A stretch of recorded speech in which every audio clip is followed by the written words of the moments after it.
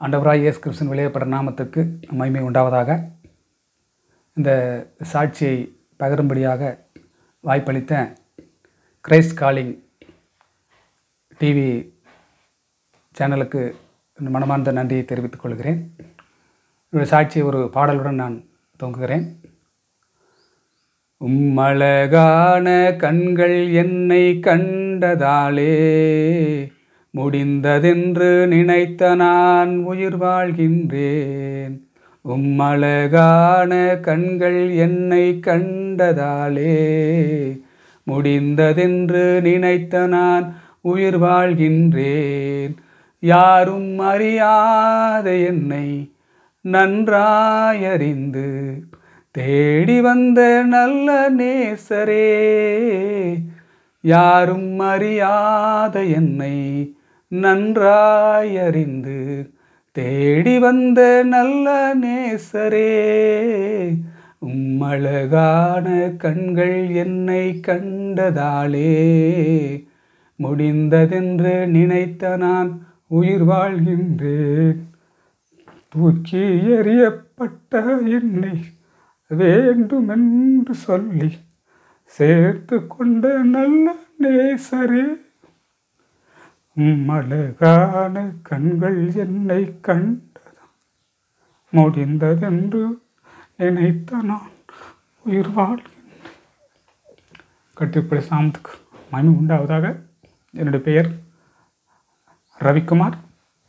நான் திருப்பூர் மாவட்டத்தில் உடுமலைப்பேட்டை என்ற பகுதியிலே வசித்து வருகிறேன். ஆண்டவராய் இயேசு கிறிஸ்துவை நான் சொந்த ரட்சகராக ஏற்றுக்கொண்டு கிட்டத்தட்ட 25 வருடங்கள் ஆகிறது. நான் ஒரு இந்து சமுதாயத்தில் அந்த பின்னணியிலே ஆண்டவராய் இயேசு கிறிஸ்துவின் சொந்த ரட்சகர் ஏற்றுக்கொள்ளும்படி ஆண்டவர் எனக்கு கிருபை பாராட்டினார். என்னுடைய சரியாக சொல்ல வேண்டும் சொன்னால் என்னுடைய 26வது வயதிலே ஆண்டவராய் இயேசு கிறிஸ்து அவரை அறிந்து கொள்ளும்படி, அவருடைய தீர்மானத்தின்படி, அவருடைய அனாதை திட்டத்தின்படி என்னை அழைத்தார். அந்த நாளிலிருந்து இந்த நாள் வரையும் ஆண்டவர் எனக்கு போதுமானவராக இருந்து என்னை தாயாக, தகப்பனாக, சகோதரனாக எனக்கு எல்லாமாக இருந்து மட்டுமாயில்லை ஆண்டவர் என்னை நடித்து வந்திருக்கிறார். அந்த காரியங்களை நினைத்து பார்க்கும் பொழுது இப்படிப்பட்ட ஸ்லாக்கியம் பாக்கியம் எனக்கு கிடைக்கும் என்று நான் வாழ்க்கையில் நான் ஒரு நாள் நினைத்து பார்த்ததில்லை. என்று சொன்னால் விக்கிர வழிபாட்டிலே தெளித்து எங்கள் குடும்பத்திலே நான் 6வது, அதாவது கடைசி மகனாக பிறந்தேன். எனக்கு மூத்த 3 சகோதரர்கள், 2 சகோதரர்கள் இருக்கிறார்கள். அந்த நிலைமையிலே நான் குறிப்பிட்ட நாளிலே நான் ஆண்டவருடைய அழைப்பை ஏற்றுக்கொண்டு சபைக்கு சென்று கொண்டு போயிட்டு இருக்கும்போது பார்த்திங்கன்னா என் வீட்டுக்கு தெரியாமல் நான் ஒரு ரகசிய கிறிஸ்தவனாக கிட்டத்தட்ட 1 வருஷமாக நான் வாழ்ந்துட்டு இருந்தேன்.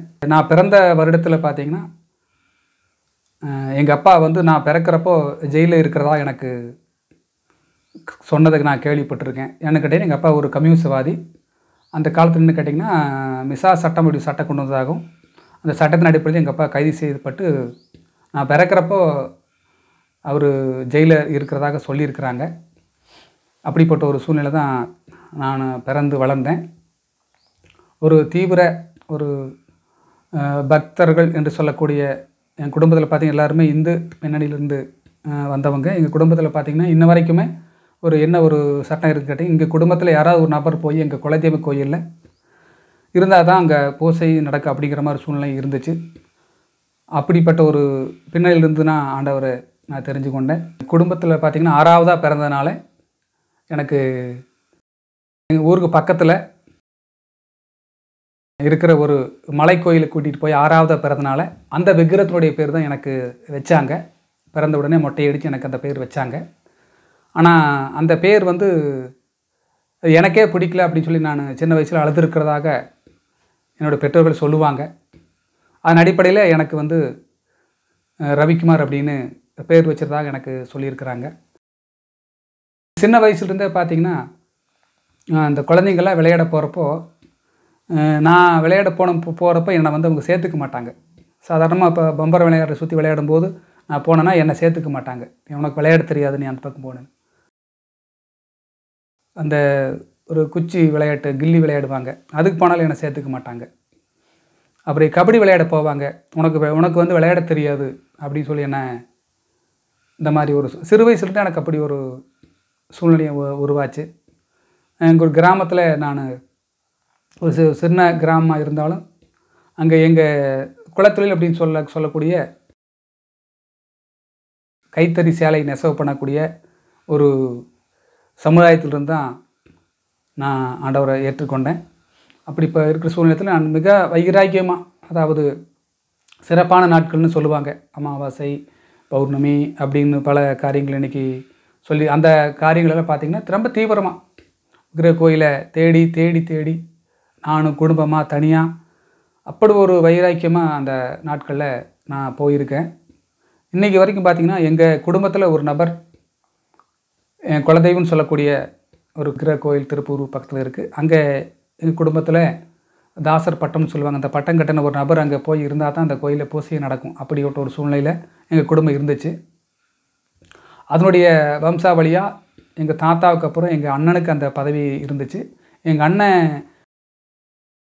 இறந்த பின்னாடி அந்த பொறுப்பு எனக்கு கொடுக்கப்பட்டுச்சு. அது என்னென்னு கேட்டிங்கன்னா, அந்த புரட்டாசி மாதம் 4வது சனிக்கிழமை அன்றைக்கி போனீங்கன்னா வெள்ளிக்கிழமை இரவே நாங்கள் போயிடுவோம்.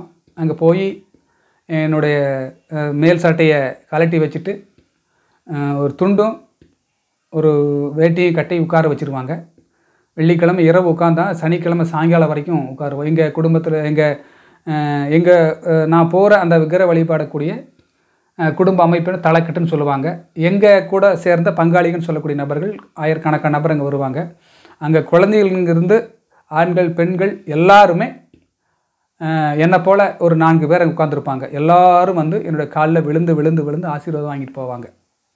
அப்படிப்பட்ட ஒரு சூழ்நிலை தான் அந்த நிலைமை இருந்துச்சு. அப்போ பார்த்திங்கன்னா எல்லோரும் வந்து நானும் என்னை சேர்ந்த ஒரு சிலர் இருப்பாங்க. எல்லாருமே வந்து நான் உட்காந்துருக்கும்போது எல்லாருமே வந்து என்னை விழுந்து விழுந்து என்னை கும்பிட்டு வணங்கிட்டு போவாங்க. அது ஒரு வழக்கமாகவே இன்னை வரைக்கும் இருக்குது. இப்படிப்பட்ட சூழ்நிலை தான் நான் வளர்ந்து வந்தேன். அது பார்த்திங்கன்னா கிராமத்திலிருந்து அங்கே வந்து எங்கள் கிராமத்தில் 5ஆம் வகுப்பு வரைக்கும் தான் பள்ளி இருந்துச்சு. அதை மேற்படிப்பு படிக்கணுன்னா உடுமல்பேட்டை நகரத்துக்கு தான் வரணும். அப்படி நகரத்துக்கு வரும்போது சரியாக சொல்ல போனோம்னா ஒரு 1985 86 காலகட்டமாக இருக்குன்னு நினைக்கிறேங்க. அந்த காலத்தில் பார்த்திங்கன்னா அப்போ நான் பள்ளிக்கு போய் சேரும்போது மாதத்தில் ஒரு 20 நாள் லீவாக இருக்கும். அது ஏன்னு கேட்டிங்கன்னா, இலங்கையில் வந்து போர் நடக்குது, விடுதலை புலிகளுக்கும் இலங்கை அரசுக்கும் போர்ன்னு சொல்லிட்டு மாதத்தில் 20 நாள் 15 நாள் லீவ் விட்டுருவாங்க. அது ஒரு மிகப்பெரிய ஒரு விஷயமா இருக்கும். ஆனால் அந்த கிராமத்திலும் எங்கள் ஊருக்கும் பார்த்திங்கன்னா ஒரு மைல் கணக்கு எடுத்திங்கன்னா 6 மைல் வரும். அன்றைக்கி பஸ்ஸுக்கெல்லாம் காசு கொடுக்க மாட்டாங்க. அந்த அளவு எங்கள் ஊரில் படிக்கிற எல்லோரும் அங்கேருந்து எங்கள் ஊர்லேருந்து அந்த பள்ளி வரைக்கும் நாங்கள் நடந்து தான் வருவோம். அப்படிப்பட்ட ஒரு சூழ்நிலை நாங்கள் வாழ்ந்து வந்துட்டு இருந்தோம். இதுக்கடையில் அந்த பள்ளி படிப்பை வந்து முழுசாக வந்து அதை என்னால் தொடர முடியல. அதுக்கு வறுமை தான் மிகப்பெரிய காரணம். அப்படி இருக்கிற சூழ்நிலையில் நான் ஒரு வேலைக்கு போக வேண்டிய ஒரு கட்டாயம் ஏற்பட்டுச்சு. அப்போ நான் இங்கே திருப்பூரில், எங்கள் ஊர் பக்கத்தில் திருப்பூர் இருக்குது, அங்கே வந்து மிகப்பெரிய பனியன் கம்பெனி நிறைய இருக்குது. எல்லோரும் போனாங்களா அப்படின்னு சொல்லி போட்டு என்னையும் கூட எங்கள் குடும்பத்தில் அனுப்பாங்க. நானும் போனேன். அப்போ எனக்கு பார்த்திங்கன்னா ஒரு 17 வயசு இருக்கும். அந்த ஒரு காலகட்டத்தில் நான் திருப்பூருக்கு பனியன் கம்பெனிக்கு போனேன். ஆனால் அந்த வயசுலேயே நான் போய் எங்கள் நண்பர்களோடு ஒன்றா சேர்ந்து போகும்போது நைட்டு தங்கித்தான் ஆகணும். வாரத்துக்கு ஒரு முறை தான் வீட்டுக்கு வர முடியும். அப்போ நான் இரவு வேலையில் என்ன ஸ்டார்ட் கேட்டிங்கன்னா, எல்லாருமே அந்த கம்பெனியில் வேலை முடிச்சுட்டு திரும்பி வரும்போது தினசரி அன்றைக்கி வந்து கம்பெனியில் வந்து பணமோ அட்வான்ஸோ வாங்கிக்கலாம். அப்படி ஒரு சூழ்நிலை இருக்கிறப்போ தினசரி பணம் வாங்கிட்டு போய் நைட்டெல்லாம் வந்து கூட வேலை செய்கிறங்க ஒரு டெய்லர்கள்லாம் சேர்ந்து தினமும் அந்த ஒரு சாராய கடைக்கு போய் அதை வாங்கி குடிப்பாங்க. அது அவங்க கூடவே தொடர்ந்து இருந்தனால நாளடைவில் எனக்கும் அந்த பழக்கம் உண்டாச்சு. அந்த வேலையை நானும் தினசரி வந்து அவங்க கூட சேர்ந்து சாராய கடைக்கு போய் அந்த தண்ணி அடிக்கிறது, அந்த மாதிரி பழக்க வழக்கத்தில் அப்படியே அதில் ஊறி வந்துட்டு இருந்தேன். அப்படி இருக்கிற சூழ்நிலையில் சகோதரர் அவரும் டெய்லர் தான். அவர் வந்து உள்ளூர்லேயே வந்து டெய்லர் கடை வச்சதுனால என்னை அவர் கூப்பிட்டுக்கிட்டாரு. அதன் காரணமாக திருப்பூர்லேருந்து நான் வர வேண்டிய சூழ்நிலை வந்துச்சு. அப்போ அவரோட சேர்ந்து அவர் கடையில் நானும் வேலை செஞ்சிட்ருந்தேன். தொடர்ந்து வேலை செஞ்சிட்ருக்கும்போது அவருக்கு திருமணம் ஆச்சு. திருமணம் ஆனதுனால அவர் வந்து தனியாக ஒரு குடும்ப அமைப்பில் போக சூழ்நிலை இருக்கும்போது அவர்கிட்ட என்னால் சம்பளம் எதிர்பார்க்க முடியாத சூழ்நிலைன்றதுனால திரும்ப உடுமலைப்பேட்டைக்கு வேறு ஒரு தையல் கடைக்கு நான் வேலைக்கு வந்து வேலை சேர்ந்துக்கிட்டேன். ஏன்னு கேட்டிங்கன்னா அவங்க தனியாக இருக்காங்க. எங்கள் வீட்டில் எல்லாத்துக்குமே கல்யாணம் ஆனதுனால எங்கள் அப்பா அம்மா கூட இருக்கிறனால எனக்கு ஒரு வருமானம் தேவை அப்படிங்கிற சூழ்நிலை எங்கள் அண்ணனை விட்டு பிரிஞ்சு நான் வேறு ஒரு டெய்லர் கடைக்கு வேலைக்கு போயிட்டு இருந்தேன். அப்படி போயிட்டு இருக்கிறப்போ ஒரு நாள் தீபாவளி வேலை செய்ய சொன்னாவே உங்களுக்கு ஒரு வாரம் 10 நாள் அன்றைக்கெல்லாம் நைட்டு வேலை வைப்பாங்க. ஃபுல் நைட் வைப்பாங்க. பகலெல்லாம் வேலை செஞ்சு நான் இரவெல்லாம் வேலை செய்ய சூழ்நிலை இருக்கும். அப்படி பார்த்திங்கன்னா உடுமலைப்பேட்டையில் அன்னைக்கு இருக்கிற சூழ்நிலைக்கு ஆர்ட்லேண்ட் டெய்லர்னு அப்படி ஒரு கடை இருந்துச்சு. அந்த கடை பார்த்திங்கன்னா நல்லா ஃபேமஸ். அதாவது ரேடியோவிலலாம் விளம்பரம் கொடுப்பாங்க. அந்த மாதிரி ஒரு கடை ஆர்ட்லேண்ட் டெய்லர்னு சொல்லிட்டு உடுமலைப்பேட்டையில் இன்றைக்கி பார்த்திங்கன்னா ஆரிபவன் ஹோட்டலுக்கு ஆப்போசிட்டில் நகைக்கடை வீதியில் அந்த கடை இருந்துச்சு. ஒரு ஃபேமஸான கடை. அந்த கடையில் நான் இரவு வேலை செஞ்சு களைப்போடு வந்து 2-3 நாள் தொடர்ந்து அங்கே வேலை செஞ்சு வீட்டுக்கு வந்தப்போ எங்கள் அக்கா கடைசி அக்காவுக்கு திருமணம் நிச்சயம் பண்ணி வச்சுருந்தாங்க. அப்போ அந்த வேலை முடிச்சுட்டு நான் அன்றைக்கி வரும்போது சரியான மழை பெஞ்சிட்டு இருந்தது. எங்கள் அக்காவுக்கு மறுநாள் கல்யாணம். அதுக்கு முந்தின நாள் நான் கல்யாணம் போய் ஆகணும் கட்டாயத்தில் அந்த கடைக்கார் ஓனர்கிட்ட டெய்லர்கிட்ட சொல்லிவிட்டு நான் லீவு கேட்டு வந்தேன். அவர் லீவு கொடுக்க முடியாத சூழ்நிலை. அக்காவோட கல்யாணத்தினால நீ போயிட்டு உடனே வந்துடணும்னு சொல்லி அனுப்பிச்சுட்டாங்க. அப்படி வரும்போது எனக்கு நல்ல ஒரு சரியான மழை இருந்துச்சு. அப்போ நான் பார்த்திங்கன்னா சைக்கிளில் தான் வச்சுருப்பேன். அப்போ சைக்கிளில் வந்து ஒரு 6-7 கிலோமீட்டர் நனைஞ்சிட்டே வந்தேன். நனைஞ்சிட்டு வந்தபோது நல்ல டயர்டு எனக்கு இருந்துச்சு. எங்கள் வீட்டு பக்கத்தில் அன்றைக்கெல்லாம் பார்த்திங்கன்னா ஒரு கல்யாண மண்டபம் முடிச்சு கல்யாணம் வைக்கிற அளவுக்கு எங்கள் வீட்டில் வசதி எல்லாம் கிடையாது. அப்படி இருக்கும்போது எங்கள் வீட்லேயே சொந்த வீட்லேயே முன்பகுதியில் கல்யாணம் நடத்தலான்ட்டு ஒரு ஏற்பாடு பண்ணாங்க. எங்கள் வீட்டுக்கு பின்பகுதி வேற ஒருத்தருங்க வீடு. அங்கே சமையல் செய்வதற்காக ஒரு மாட்டு கொட்டகை சமையல் செய்கிறக்காக அந்த இடத்த எங்களுக்கு கொடுத்துருந்தாங்க. அப்போ அங்கெல்லாம் சமையல் வேலையெல்லாம் செஞ்சு முடித்து சமையல் எல்லாம் செஞ்சு முடிச்சுட்டு எல்லாம் பாத்திரத்தை மூடி வச்சுட்டு இருந்தாங்க. அப்போ என்னை அதை பார்த்துக்க சொல்கிறப்போ நான் அங்கே போய் உட்காந்துருந்தேன். அங்கே ஒரு சின்ன ஒரு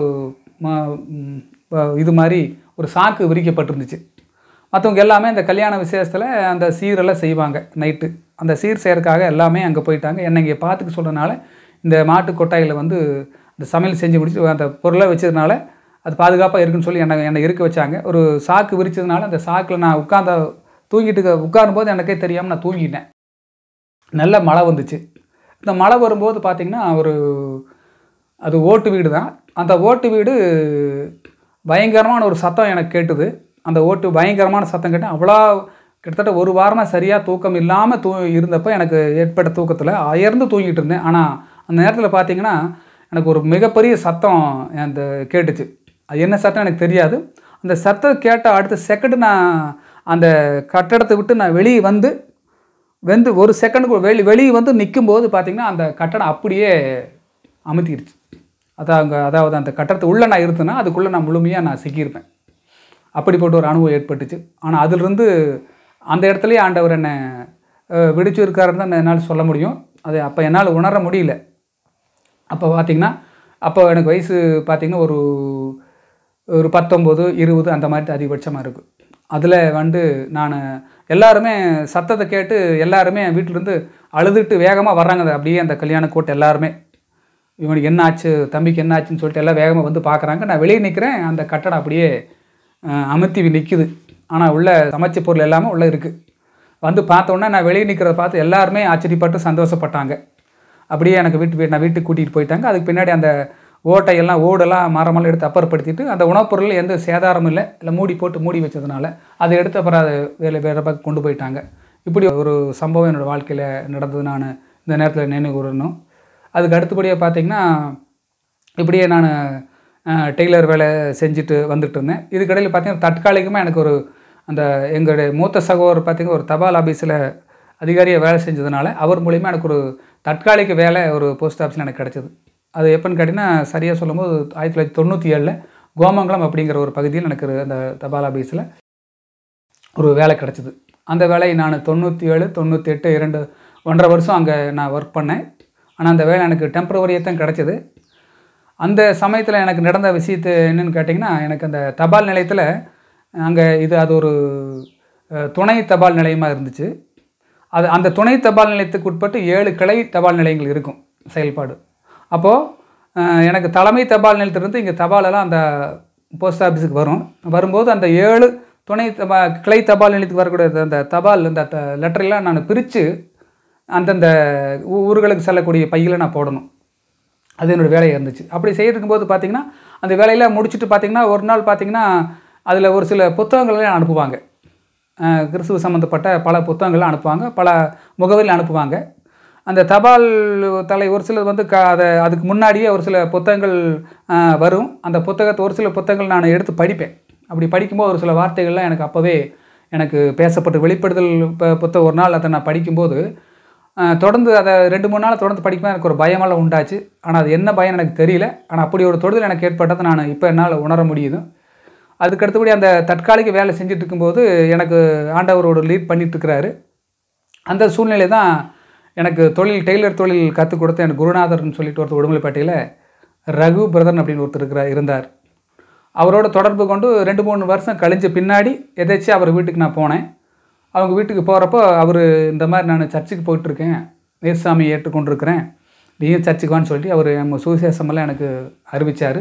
அப்போ என்னால் அதில் ஏற்றுக்கொள்ள முடியல. ஏன்னா நான் என்ன ஜாதி, நான் என்ன குலம், நான் என்ன கோத்திரம், இதெல்லாம் வந்து கீழ் ஜாதிக்காரங்க கும்பிட்ற சாமின்னு சொல்லி எங்கள் அப்பா அம்மா சொல்லி வச்சுருக்காங்க அப்படின்லாம் சொல்லுவேன் நான். அப்படி சொல்லிகிட்டு இருக்கும்போது அப்புறம் ஒரு திட்டமாக சத்தியத்தை சொன்னார். அவர் செல்லக்கூடிய ஒரு சபைக்கு என்னை கூப்பிட்டு போனாங்க. அங்கே திட்டமாக எனக்கு அந்த ஊழியக்காரங்களும் எனக்கு அந்த சத்தியத்தை அறிவித்தாங்க. ஆனாலும் அதெல்லாம் என்னால் ஏற்றுக்க முடியல. ஏன்னு கேட்டிங்கன்னா எங்கள் அம்மா ஏதாவது சொன்ன உடனே ஜோசியம் பார்க்குறது, ஜாதகம் பார்க்குறது ரொம்ப தீவிரமாக இருப்பாங்க. உடுமலைப்பேட்டை, பொள்ளாச்சி, அப்புறம் பழனி வட்டாரத்தில் எங்கெல்லாம் குறி சொல்லுவாங்களோ, எங்கெல்லாம் சாமி ஆடுவாங்களோ, எங்கெல்லாம் வந்து இந்த விக்கிர வழிபாட்டில் அந்த பேயோட்டம்னு சொல்லுவாங்க, அத்தனை இடத்துக்கு நான் அத்தனை இடம் எனக்கு தெரியும். அந்த மாதிரி இடங்களுக்கெல்லாம் போயிட்டு வந்திருக்கிறேன். அப்படியெல்லாம் வந்து நான் விக்கிர வழிபாட்டில் ரொம்ப தீவிரமாக இருந்த ஒரு காலகட்டங்களில் தான் ஒரு மிகப்பெரிய ஒரு போராட்டம் என்னோடய வாழ்க்கையில் ஏற்பட்டுச்சு. என்னென்னு சொன்னால் உண்மையான கடவுள் யார் அப்படிங்கிற ஒரு தேடுதல் எனக்கு அப்போது ஏற்பட்டுச்சுன்னு சொல்ல முடியும். அப்படி இருக்கிறப்போ நான் மெதுவாக அந்த சர்ச்சுக்கு போக ஆரம்பித்தேன். அந்த கன்வென்ஷன் கூட்டங்கள்லாம் நான் கலந்துக்கூடிய ஒரு சூழ்நிலை ஏற்பட்டுச்சு. நான் பல இடங்களுக்கு எனக்கு சொல்லுவாங்க, என்ன கேட்டிங்கன்னா அங்கே போனால் உனக்கு பிரச்சனை சரியாயிரும், இங்கே போனால் பிரச்சனை சரியாயிரும், பரிகாரம் பண்ணினா சரியாருன்னு சொல்லி போட்டு இந்த ஜோதிடம், ஜாதகம் அதையெல்லாம் முழு நம்பிக்கையோடு நான் அதில் ஈடுபட்டதுனால எனக்கு அதில் கடைசியாகும்போது அதனுடைய எந்த ஒரு தீர்வும் எனக்கு கிடைக்கல, மனசுக்கு ஒரு ஆறுதல் கிடைக்கல. அப்படி இருக்கிற சூழ்நிலை தான் எனக்கு சுவிசேஷம் சொன்னாங்க. அப்போ என்னை ஏற்றுக்க முடியல என்னால். ஆனால் அதுக்கு பின்னாடி எனக்கு தொடர்ந்து அவங்க சொன்ன அந்த வேத வசனங்கள் எனக்குள்ளே பேசப்பட்டுச்சு. நான் இந்த தபால் ஆஃபீஸில் வேலை செய்யும்போது ஒரு சில வார்த்தைகளும் எனக்கு அன்றைக்கி நினைவுகூரப்பட்டுச்சு என்னுடைய உள்ளத்தில். அப்போ மெய்யான கடவுள் யார் அப்படிங்கிறது நீங்கள் தான் தெரிஞ்சுக்கணும் அப்படிங்கிற மாதிரி எனக்கு ஒரு உந்துதல் ஏற்பட்டதுனால நான் தொடர்ந்து எனக்கு கொடுத்த பைபிளெல்லாம் நான் படிக்க ஆரம்பித்தேன். அந்த பைபிள் படிக்கிற போதெல்லாம் ஒரு சில போராட்டங்கள் எனக்கு ஏற்படும். பைபிள் எனக்கு சர்ச்சுக்கு கூட்டிகிட்டு போனால் என்னுடைய தொழில் அமைப்பில் இருக்க குருநாதர் ரகு பிரதர் தான் எனக்கு முதல்ல புதிய ஏற்பாடு புத்தகத்தை கொடுத்தார். அதை நான் தொடர்ந்து என்னை வாசிக்க சொன்னார். வாசிக்கும் போது எனக்கு உள்ளார்ந்த பார்த்திங்கன்னா கடவுள் எனக்கு உள்ள பேசுகிற மாதிரி ஒரு அனுபவம் இருந்துச்சு. ஆனால் அது ஒரு போராட்டமாகவே இருந்துச்சு. ஆனாலும் நான் அந்த காலகட்டத்தில் எனக்கு ஒரு கன்வென்ஷன் நடந்ததுனால நீங்கள் இந்த கூட்டத்துக்கு வந்தாகன்னு சொல்லி சொன்னால அவர் மூலிமா அந்த கன்வென்ஷன் நடந்தப்போ அந்த கூட்டத்துக்கு போனேன். அந்த கூட்டத்துக்கு போகும்போது எனக்கு சுவிசேஷம் தெளிவாக அறிவிக்கப்பட்டுச்சு. உண்மையான கடவுள் யார் அப்படின்னு அங்கே எனக்கு அறிவிக்கப்பட்டுச்சு. அதை தொடர்ந்து எனக்கு ஒரு ஆர்வம் ஏற்பட்டதுனால தொடர்ந்து நான் ஞாயிற்றுக்கிழமை வீட்டுக்கு தெரியாமல் கிட்டத்தட்ட ஒரு வருஷமாகவே நான் தொடர்ந்து சபைக்கு வந்துட்டு இருந்தேன். அப்போ எனக்கு நல்லா தெரிஞ்சது, எனக்கு ஒரு முன்னேற்றம் தெரிஞ்சது. ஆண்டவர் என்னோட இடப்படுறாரு, என்னோட பேசுகிறாரு, உண்மையான கடவுள் யாருன்னு தெரிந்து கொள்ளக்கூடிய ஒரு வாய்ப்பு எனக்கு ஆண்டவர் கொடுத்தாருன்னு நம்பி நான் விசுவாசித்து வந்தேன். ஆனால் ஒரு வருடமாகவே நான் வீட்டுக்கு சொல்லாமல் தான் இந்த சபைகளுக்கு வந்துட்டு இருந்தேன். அப்போது அந்த வருடத்தின் அந்த புரட்டாசி மாதம் வரும்போது எங்கள் அம்மா பழையபடி என்னை அந்த குலதெய்வ கோயிலுக்கு என்னை கூப்பிட்றாங்க. நீங்கள் கண்டிப்பாக வந்தால் தான் அங்கே எல்லாமே நடக்கும், நீங்கள் வரணும் அப்படின்னு சொன்னாங்க. நான் இல்லை கண்டிப்பாக என்னால் வர முடியாது அப்படின்னு சொன்னேன். என்ன காரணம் சொன்னாடி இந்த மாதிரி நான் சர்ச்சுக்கு போயிட்டுருக்கேன் அப்படின்னு சொல்கிறப்ப எங்கள் அம்மாவுக்கு ஒரு அதிர்ச்சி ஏற்பட்டுச்சு. எங்கள் அம்மா எங்கள் அப்பாட்ட சொல்கிறாங்க. எங்கள் அப்பாட்ட சொல்லும்போது நானும் சொன்னேன் எங்கள் அப்பாட்ட, இந்த மாதிரி போயிட்டுருக்கிறேன்ப்பா அப்படின்னு சொன்னும்போது அவர் கம்யூனிஸ்ட்வாதியாக இருக்கிறனால அது அவனோட விருப்பம் தான், அவன் என்ன செஞ்சாலும் நீ கேட்காதுன்னு சொல்லி எங்கள் அம்மாட்ட சொன்னால அது நான் மிகப்பெரிய அளவு பயந்துட்டு இருந்தேன். ஆனால் அது அப்படியே மாறிடுச்சு. எங்கள் அப்பா எங்கள் அம்மாட்ட அவன் என்ன பண்ணாலும் ஒன்றும் சொல்லாதே, அவன் போனால் போயிட்டு போகிறான் அப்படின்னு சொல்லி அம்மா சொல்லிட்டதுனால எனக்கு அது ஒரு பச்சை கொடி காட்டுற மாதிரி ஆயிடுச்சு. தொடர்ந்து அப்படி நான் அப்படியே விசுவாசி முன்னேறி வந்துட்டு இருக்கிறப்ப தான் சபையிலிருந்து ஊழியக்காரங்களை எங்கள் வீட்டுக்கு வர ஆரம்பித்தாங்க. வந்து எங்கள் அப்பாட்ட பேசுனாங்க, அம்மாட்ட பேசுனாங்க. ஆண்டவரை பற்றி அன்பை சொல்லும்போது அவங்கெல்லாம் ஏற்றுக்காவிட்டாலும் நான் போகிறத அவங்க எல்லாம் சபைக்கு போகிறத அங்கீகரித்து ஏற்றுக்கொண்டாங்க. அதுக்கு பின்னாடி பார்த்திங்கன்னா திருமண காரியம் நடத்துன்னு சொல்லி போட்டு எங்கள் குடும்பத்தில் எங்கள் அக்கான்னு சொன்னேன்னா எங்கள் அப்பாவோட கூட பிறந்த தம்பி சித்தப்பாவோட மக அவங்களுக்கு வந்து ஒரு பொண்ணு இருந்தாங்க. அந்த பொண்ணு வந்து பார்த்திங்கன்னா எனக்கு கல்யாணம் பண்ணி வைக்கணும்னு சொல்லி ஒரு தீர்மானித்து என்னை வந்து கேட்டாங்க. நான் வந்து ஆண்டவர் இயேசு கிறிஸ்து அறிந்து கொண்டேன். அதனால் நான் அந்த நிலைமையில் தான் நான் கல்யாணம் பண்ணிக்க விரும்புகிறேன், அதனால் என்னை தொந்தரவு பண்ணாங்கன்னு சொன்னேன். இருந்தாலும் எங்கள் அப்பா அம்மா அணுகி கேட்டாங்க. கேட்கப்படும்போது எனக்கு ஒரு பொண்ணு தான் இருக்குது, எல்லா சொத்துலாம் நிறையா இருக்குது, நீ கல்யாணம் பண்ண நல்லது தானே அப்படின்னு சொன்னாங்க. எனக்கு சொத்தெல்லாம் வேண்டாம், சொத்து சுகம் எதுவும் வேண்டாம், ஆண்டவர் மட்டும் போதும்னு சொல்லி போட்டு நான் தீர்க்கமாக நின்னதுனால அவங்க தொடர்ந்து என்னை கட்டாயப்படுத்தலை. அதுக்கு பின்னாடி சபையில் நான் அறிவித்து சொல்லும்போது சபையில் இந்த ஒளிக்காரங்க எனக்கு அதை முன்னெடுத்து அவங்களே வந்து ஒரு பெண்ணை தேர்ந்தெடுத்து அவங்க தலைமையில் எனக்கு மிக சிறப்பாக 2001ஆம் வருஷத்தில் எனக்கு திருமணம் நடந்தது. எங்கள் வீட்டில் அத்தனை பேர் சம்மத்தோடு திருமணம் நடந்தது. அதுதான் மிக ஒரு சிறப்பான காரியம். ஆண்டவர் அற்புதமாக ஒரு திருமணம் நடத்தி கொடுத்து எங்கள் குடும்பத்தில் பார்த்திங்கன்னா நான் ஏற்கனவே சொல்லியிருந்தேன், எங்கள் குடும்பத்தில் எனக்கு மட்டும்தான் கல்யாண மண்டபத்தில் வச்சே கல்யாணம் நடந்தது அப்படிங்கிற மாதிரி என்னால் சொல்ல முடியும். எல்லோருமே வந்து பாராட்டக்கூடிய அளவில் ஆண்டவர் நடத்தினார். எனக்கு துணையாக கொடுத்த என்னுடைய மனைவி பேர் ஜெனட் ராணி. அவங்களும் பார்த்திங்கன்னா அவங்க ஒரு பாரம்பரிய கிறிஸ்தவங்க தான்.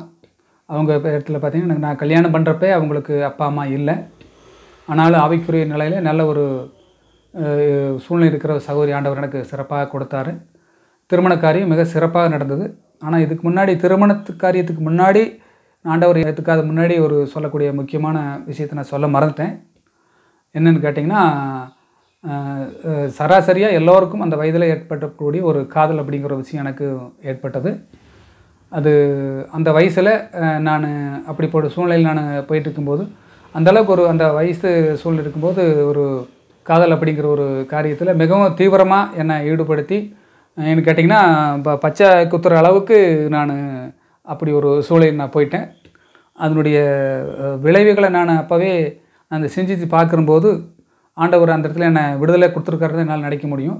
அப்படிப்பட்ட சூழ்நிலை அது எவ்வளவு ஒரு மோசமான சூழ்நிலை, அது பெற்றோர்களை வந்து புண்படுத்தியாக மட்டுமல்ல, அது எதிர் வீட்டில் உள்ள பெற்றோர்களுக்கு அவங்க எல்லாருக்குமே அது ஒரு வேதனை கொடுக்குற மாதிரி ஒரு சூழ்நிலை உருவாக்கக்கூடிய சூழ்நிலை தான் இருக்கும் அப்படிங்கிற ஒரு சூழ்நிலை அறிஞ்ச போது நான் அதிலிருந்து விடுபட்டுட்டேன். அது வந்து வாழ்க்கையில் சாட்சியாக சொல்ல முடியும். அதனால் அந்த வயதில் காதல் அப்படிங்கிறது சரியாக தவறா அப்படிங்கிறது தாண்டி நாம் நேசிக்கிற ஆண்டவர் எல்லாவற்றுக்கும் போதுமானவராக இருக்கிறார் அப்படிங்கிறது என்னால் நினச்சி பார்க்க முடியும். அப்படி இப்போ ஒரு காதல் அப்படிங்கிற ஒரு அனுபவம் வந்து எல்லோரு வாழ்க்கையிலே ஏற்பட்டாலும் அது எவ்வளோ ஒரு தவறானது, எவ்வளோ ஒரு மோசமானது அப்படிங்கிறது நான் அந்த காலகட்டத்தில் உணர்ந்துக்கிட்டேன். அதிலிருந்து ஆண்டவர் என்னை விடுவிச்சு கொடுத்தாரு. அது பிற்பாடாக எனக்கு ஒரு சிறப்பான திருமணம் நடந்தது. திருமணம் முடிஞ்சு மறுபத்திலேயே ஒரு அழகான ஒரு பெண் குழந்தை ஆண்டவர் எனக்கு ஈவாக கொடுத்தார். மகளுடைய பெயர் லிடியா.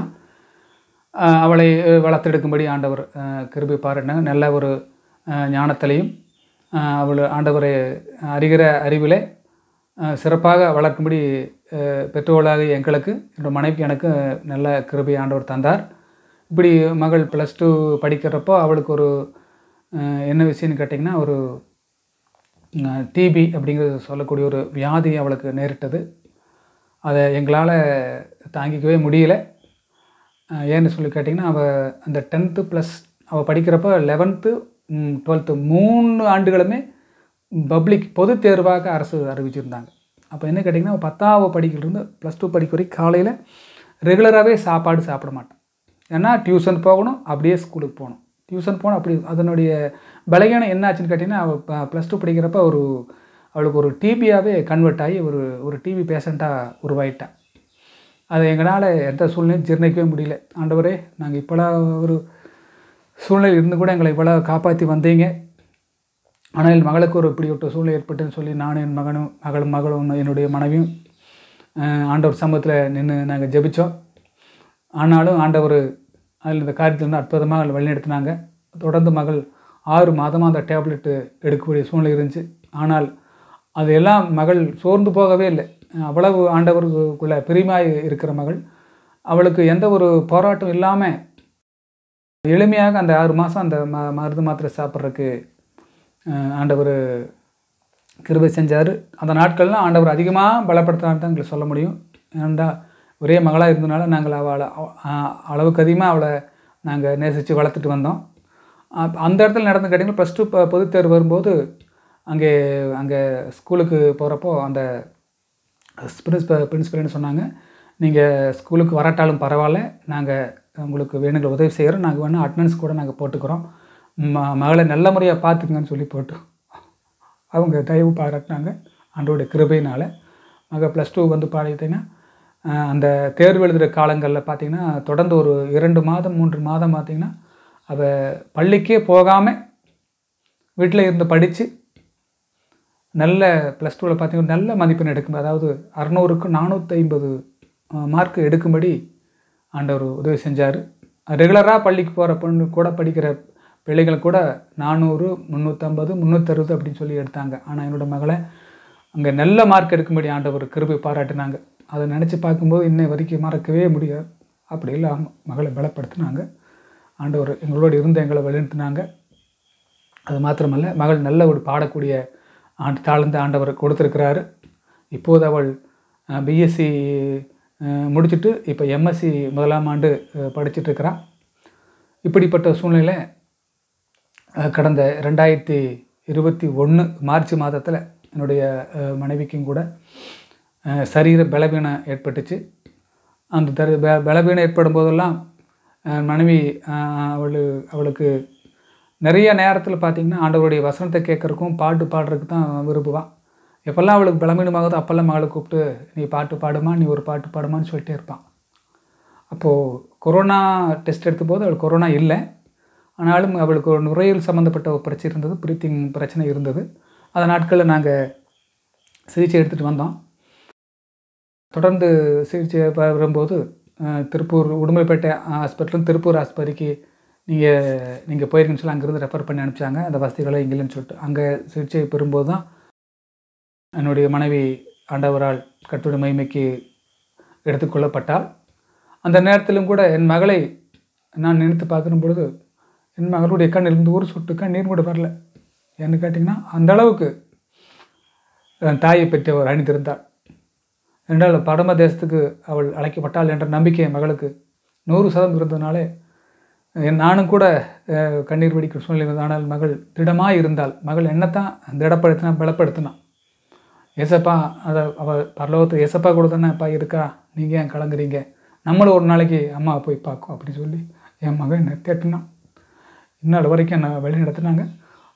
என்னுடைய மனைவி இறந்த பிற்பாடு எனக்கும் அந்த என்ன கேட்டிங்கன்னா அதில் ஒரு முக்கியமான விஷயம் நான் சொல்ல வேண்டியது இருக்கிறது. என் மகளை திருப்பூருக்கு ரெஃபர் பண்ணி அனுப்புகிறாங்க.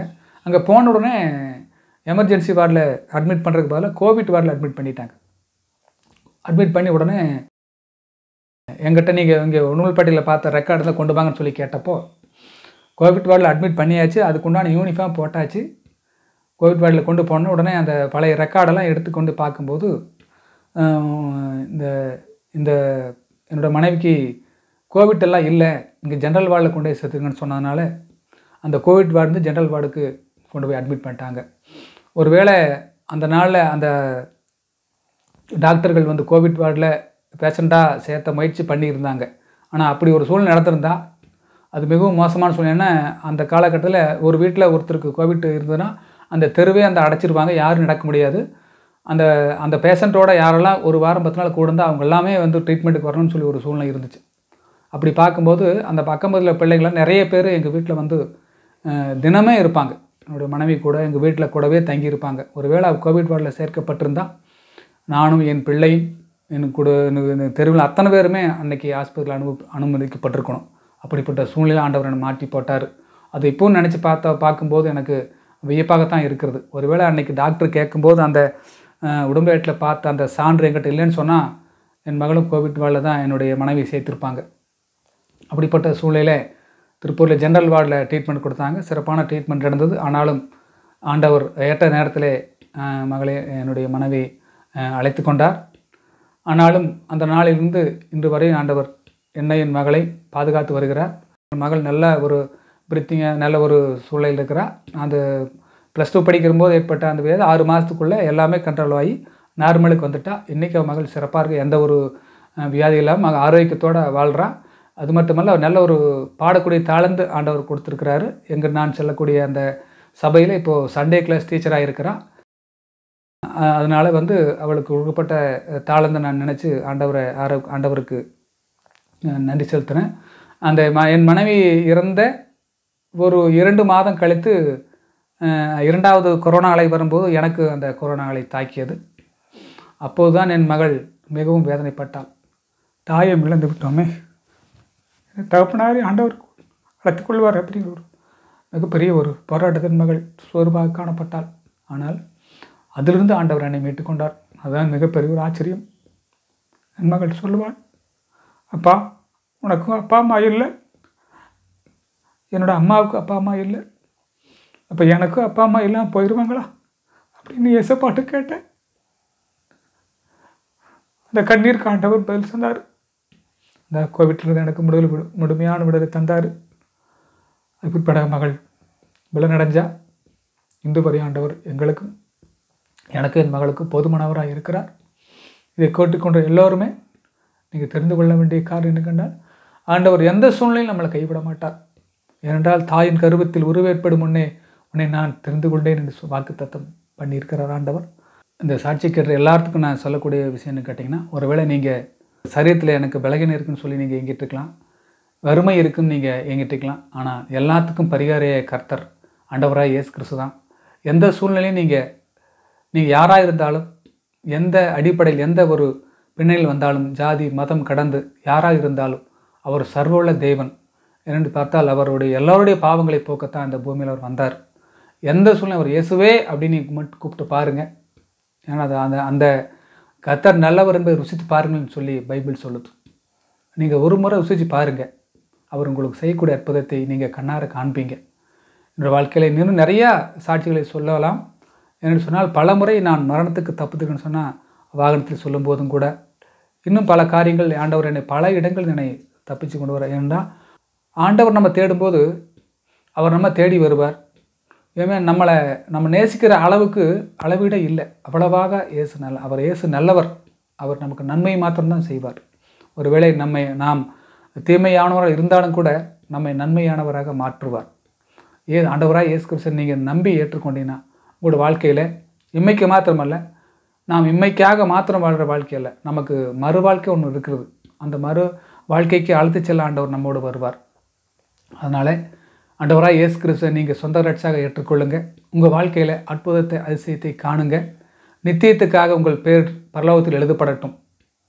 அதுக்காக நான் உங்களை வாழ்த்துகிறேன், நன்றி செலுத்துகிறேன். இந்த நிகழ்ச்சியிலே கலந்து கொண்டு இந்த காரியத்தை உங்களுக்கு பகிர்ந்து கொள்வதற்கு எனக்கு வாய்ப்பு கொடுத்த சகோதரர் தானியல் அவர்களுக்கும் நன்றி செலுத்துகிறேன். கர்த்தருடைய நாமத்துக்கு மகிமை உண்டாவதாக. ஆமென். அன்பார்ந்த கிரைஸ்ட் காலிங் டிவி நேயர்களே, மேலும் இது போன்ற உங்களுடைய சாட்சிகளை எங்களுடைய சேனலில் கொடுக்க விருப்பமுள்ளவர்கள் எங்களை தொடர்பு கொள்ளுங்கள். தொடர்புக்கு 7200713563. கர்த்தர் தாமே உங்களை ஆசீர்வதிப்பாராக. ஆமேன்.